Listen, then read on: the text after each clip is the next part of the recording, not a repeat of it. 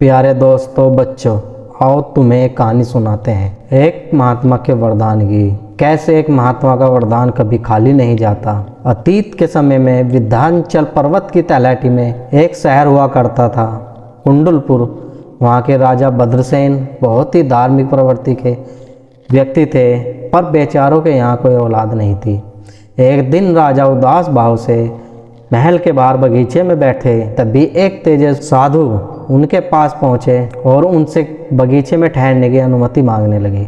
राजा ने कहा, ठहरिए महाराज, मेरा सौभाग्य होगा कि आप जैसे संत मेरे यहाँ ठहरे और मुझे उनकी सेवा करने का सौभाग्य मिले। कुछ दिन बाद ही साधु चलने के लिए तैयार हुए तो उसने राजा से कहा, हे राजन, मुझे तुम्हारे दुख का एहसास है। मैं जानता हूँ तुम औलाद न होने के कारण बहुत ही दुखी रहते हो, किंतु तुम चिंता मत करो, शीघ्र ही तुम्हारे घर एक पुत्र का जन्म होगा। वह धीर वीर बहुत ही पराक्रमी होगा, किंतु उसकी आयु अधिक नहीं होगी। वह मात्र 21 वर्ष की आयु में इस दुनिया से विदा हो जाएगा और विवाह के तीसरे दिन ही उसकी मृत्यु होगी। साधु की यह बात सुनकर जहाँ राजा को पुत्र प्राप्त होने की खुशी में यह गंभीर हुआ कि उसके पुत्र की आयु मात्र 21 वर्ष की होगी, वह विवाह के तीसरे दिन ही मृत्यु को प्राप्त हो जाएगा। राजा को परेशान देखकर साधु ने कहा, हे राजन, उदास होने की आवश्यकता नहीं। मृत्यु के पश्चात तुम पुत्र का दाह संस्कार मत करना, फिर सब कुछ ठीक हो जाएगा। उस साधु ने, संत ने राजा को एक अमर फल दिया और कहा, इसे ले जाकर अपनी रानी को देना। ईश्वर ने चाहा तो शीघ्र ही तुम्हारे यहाँ बच्चे की किलकारियाँ गूंजेगी। कुछ दिन बाद रानी की कोख से एक पुत्र रतन प्राप्त हुआ। राजा ने भद्रसेन की खुशी का ठिकाना न रहा। उसने पुत्र होने की खुशी में खूब दान पुण्य किया। महीनों तक लंगर चलता रहा। नगर के ही नहीं, बाहर के गरीब लोग आकर भोजन प्राप्त करते रहे। राजा ने अपने बेटा का नाम सुकुमार रखा। एक एक करके कई वर्ष बीत गए। सुकुमार 21 वर्ष की आयु के हो चुके थे। विदेह की राज्य की राजकुमारी दर्शना से विवाह हो गया। सारा कुंडलपुर खुशियों से झूम उठा। इसी खुशी उसी वातावरण में भला उस साधु की बात किसको याद रहती। राजा रानी तक साधु की भविष्यवाणी को भूल गए, पर विवाह के तीसरे ही दिन राजकुमार की मृत्यु हो गई। अब राजा रानी को साधु की भविष्यवाणी याद आई। अब क्या करते, कलेजे पर पत्थर रखकर जैसे ही साधु ने कहा था वैसे ही किया। राजकुमार के शव को सोने की पालकी पर लिटाकर दही से भरकर मटकों में के साथ जंगल में छोड़ दिया। सुकुमार की पत्नी दर्शना का भी रो रो कर बुरा हाल था। वह वहाँ से अपने मायके चली गई। वह प्रतिदिन अपने पति को याद कर कर मृत्यु का शोक में आंसू बहाती रही। एक दिन दर्शना महल के पीछे बने बगीचे में बैठी थी।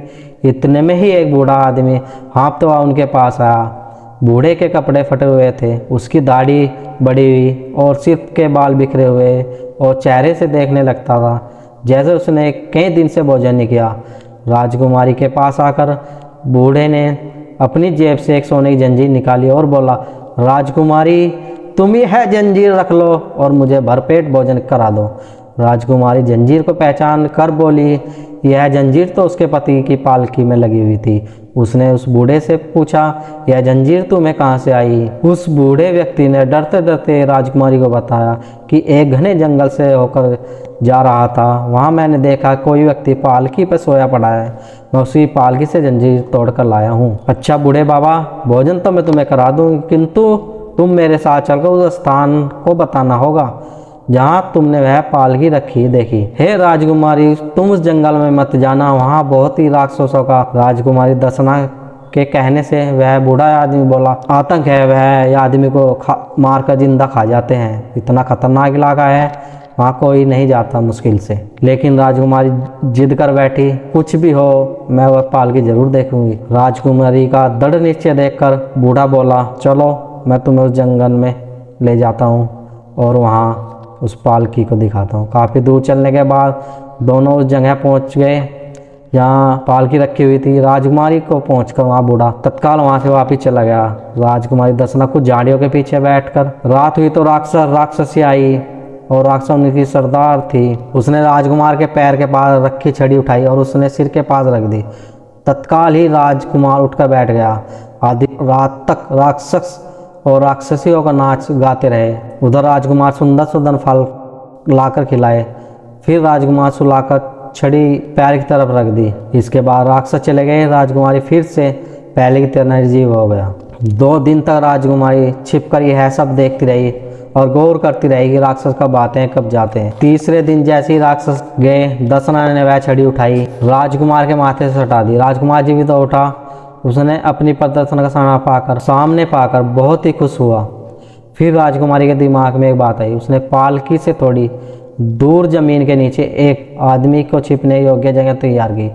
जब राक्षसों का आने का समय होता था तो दर्शना उस गुप्त जगह में छिप जाती। काफी समय इसी प्रकार बीत गया। एक दिन राजकुमार ने अपनी पत्नी दर्शना से कहा, मेरी पालकी नीचे 2 मटके दही रखी है, तुम उनमें से एक मटक निकाल लो और धीरे धीरे पिता के राज्य पहुंच जाओ। राजकुमार ने उसे वहां पहुंचाने का मार्ग समझा दिया। राजकुमारी दर्शना फेस बदलकर अपनी ससुराल में जा पहुंची।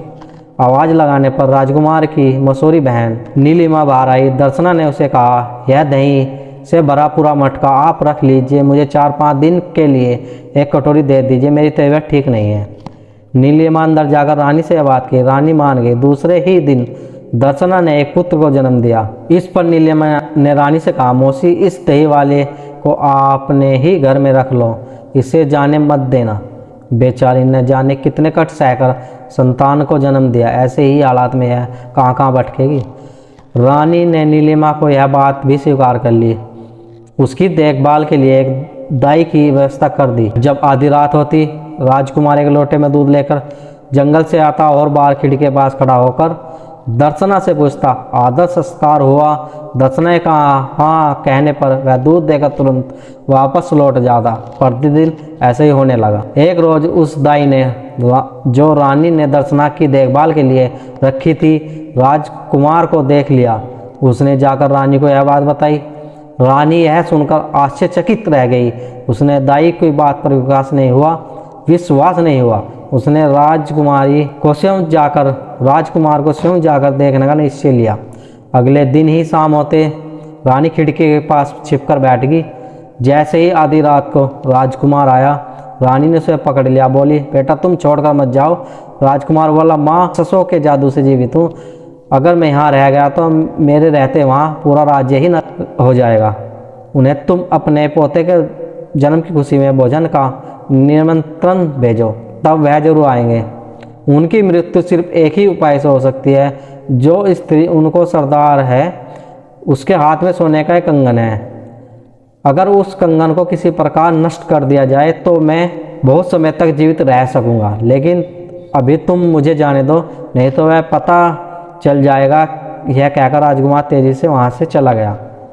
अब रानी को पता चल गया था कि दही बेचने वाला कोई और नहीं, उसकी बहू है। कुछ दिन बीत जाने के बाद राजा ने अपने पुत्र होने की खुशी से सारी प्रजा को भोजन के लिए आमंत्रित किया। सभी लोग खुशी से वहाँ आए।